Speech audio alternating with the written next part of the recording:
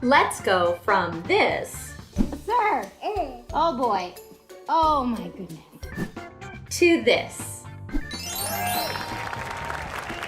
Ah, so much better. This is DIY in 5. Hello everyone, I'm Trisha Hirschberger and welcome to DIY in 5 from Home Edition.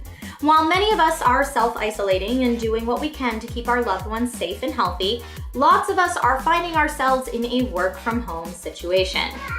Later, sweet pea, mommy's working. It can feel a little overwhelming, to say the least. And now while I cannot help you with childcare, remembering to shower, or put on pants, what I can help you with is setting up a dedicated office space to maximize both productivity and sanity while working from home. So what's that space look like? Most of us are not lucky enough to have a dedicated home office room where we live. If you already have that, congrats, you can skip 95% of this video. But for the rest of us, creating a dedicated space with a table, chair, and some type of makeshift workstation will go a long way. Brian from our Kingston team suggested grabbing a small kids table used for Legos, puzzles, or holiday parties and repurposing it as a desk. Now, I have been known to suction off a part of my dining table or place a flat surface horizontally between two shelves to make a desk, provided it can handle what you plan to put on top of it and has room for your legs underneath. Awesome. You'll also want to pull up a chair, preferably with a back on it. Long days on a stool will start to take a toll on your posture for sure. Once you've got your space figured out, it's time to look at your workstation. If you have a laptop that you normally use for work, you're off to a great start. A few extra peripherals can really make that laptop experience feel more like a desktop experience for prolonged work sessions. If you have any old or extra peripherals lying around, like a mouse or keyboard, break those out. Most desktops come with a standard keyboard and mouse that can get stored in closets in favor of specialized gaming, wireless, or ergonomic options. Once you're using a standard size keyboard and a mouse again, instead of a trackpad and laptop keyboard, you'll never look at the standard keyboard mouse the same way again. Now, for extra credit, if you have an old small TV or monitor laying around anywhere in your home, chances are good that you can use that to make a 2-monitor setup.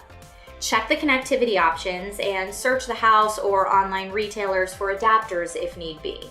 Anyone who's ever gone from 1 to 2 monitors can vouch for how wonderful this upgrade is. So if you can do this at home, you're in good shape. And for extra credit, you might want to consider getting a laptop docking station like the pluggable USB 3.0 universal docking station. It has dual video HDMI and DVI/VGA outs, gigabit Ethernet, audio, and 6 USB ports so that all your peripherals connect to the docking station, and then the docking station connects to your laptop via one USB 3.0 cable. This way, if you need to take your laptop to another part of the house, it's much easier to disconnect and reconnect without resetting up your workstation each time. Next, let's talk video conferencing should your job require that. Again, if you have a laptop, you already have a built-in webcam and mic that will work for a variety of free video conferencing platforms like Zoom or Skype or BlueJeans. And if you're working off a home desktop, you may need to invest in a cheap webcam like the Logitech C920, a staple for years and my personal favorite. It's got up to 1080p video and has dual mics so that your audio's cooked right in. If you have a job that discusses more sensitive subject matter that you don't want your family to overhear, or you don't want your coworkers to overhear your family or roommates, see if you can find a headset somewhere. While a nice big cushy one like the HyperX Cloud will help keep out the noise around you, even a set of earbuds that came with an older phone will get the job done, and as a bonus, may even have a built-in mic with better audio quality than what's on board your laptop or webcam. Another thing to consider if you do a lot of video conferencing is what your background is. Not just for aesthetic reasons, but because I've personally seen more than a few half-naked family members who were just getting ready for the day, unaware that cameras were broadcasting their morning routine. Now, if your camera does look into sensitive areas, consider putting up a divider, curtain, or even using a software background removal tool. Zoom offers virtual background solutions, and Skype has a toggle to blur the background, which is better than nothing. XSplit also offers a background software removal tool called VCam that can be used with any video conferencing solution. And as a bonus for many of these, you can replace your background with any image you want. The beach, space, the Shire, anything. Lastly, I'll mention security.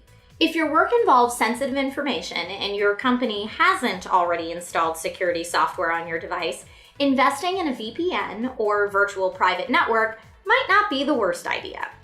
Working from home isn't easy, but taking some time to up your space with the right tools can make it a lot more bearable. Share your at-home setups using the hashtag #workfromhome. A lot of people are using this hashtag to share cute pictures of their pets, which is also a bonus. And make sure to hashtag DIY5 so that we can see it as well. Take care, everyone. Stay safe, and we'll see you next time with more DIY5.